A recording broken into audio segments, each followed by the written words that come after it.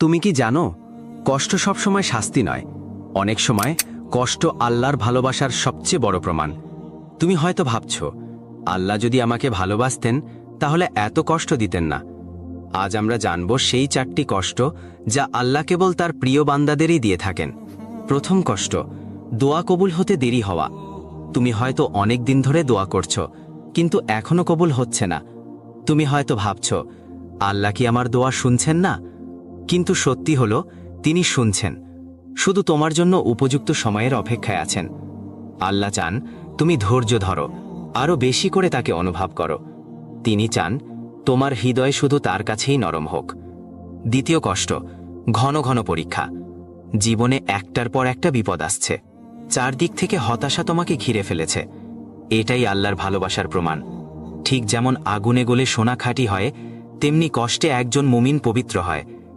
আল্লাহ যখন কাউকে ভালোবাসেন, তিনি তাকে বারবার পরীক্ষা করেন, যাতে সে আরও পরিশুদ্ধ হয়।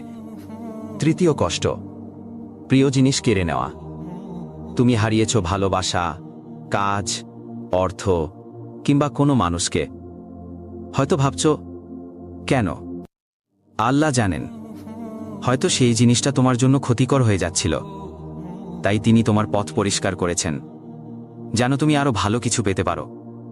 তিনি যা কেড়ে নেন, তার চেয়েও অনেক উত্তম কিছু দিতে চান। চতুর্থ কষ্ট, তোমার চারপাশে অনেক মানুষ থাকা সত্ত্বেও তুমি নিজেকে একা অনুভব করো।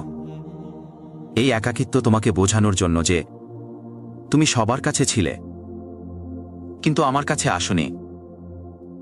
অনেক সময় আল্লাহ আমাদের সব সম্পর্ক ভেঙে দেন, সব দরজা বন্ধ করে দেন, শুধু যেন তুমি একটা দরজায় কড়া নাড়ো। এই 4টি কষ্ট যদি তোমার জীবনে থাকে, তবে ভয় পেও না। এই কষ্টগুলো আল্লাহর ভালোবাসার চিহ্ন। তিনি তোমাকে ভালোবাসেন। তুমি যদি ধৈর্য ধরো, তাহলে এই কষ্টগুলোই তোমার জীবনের সবচেয়ে বড় নিয়ামত হয়ে দাঁড়াবে। ভুলে যেও না, আল্লাহ কখনো তোমার কষ্ট অপচয় করেন না। তোমার কান্নাও তার কাছে খুব মূল্যবান। আল্লাহ তোমার সব কষ্ট সহজ করে দিন। ভিডিওটি কেমন লাগলো তা কমেন্ট করে জানাতে ভুলবে না। আসসালামু আলাইকুম।